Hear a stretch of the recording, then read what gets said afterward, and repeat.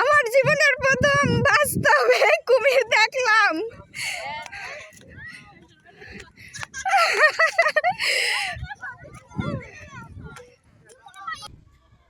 ও বেশি বড় না, বেশি হলো 6 ফিট 7 ফিট এরকম। কম বড় নাকি? 25 ফিট হয় তাই। এটা দুটি মানুষ অন্য কোনো পুকুর টুকুরে পানি থাকে না, পানির একমাত্র ব্যবহার হলো নদী।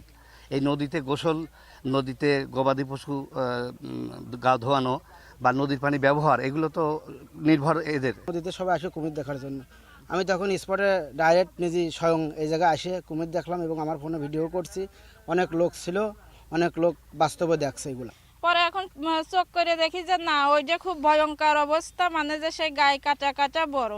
পরে আমি চলে গেছি, এখন 2 দিন পরে আবার আইছি, এখন দেখি যে একসাথে হচ্ছে গা দুজে রয়েছে। এই জন্য আমরা নদীর পানিতে গোসল করি, কাপড় চোপড় খাসি এবং পানি নিয়ে রান্নাও করি।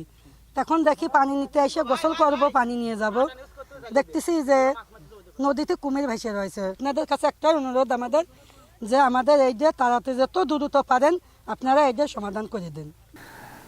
আমরা এটা জানতে পেরেছি কিছুদিন হলো যে কুমিরের একটা নাকি দেখা গিয়েছে আমাদের কবরমাজাল এরিয়াতে, ইউনিয়নে। তো সেখানে আমি নিজেও গিয়েছি, আমি নিজে ওখানে নদীতে গিয়ে দেখে এসেছি, কিন্তু আমি সশরীরে দেখতে পাইনি সচক্ষে, কিন্তু স্থানীয়দের ভিডিওতে একটা কুমির সদৃশ কনফার্ম করা যায় না। তো বিষয়টা আমরা অলরেডি আমাদের যে উপজেলা বন কর্মকর্তা রয়েছেন তার বরাবর আমরা জানিয়েছি এবং তিনি এটা ব্যবস্থা নেবেন খুব শীঘ্র।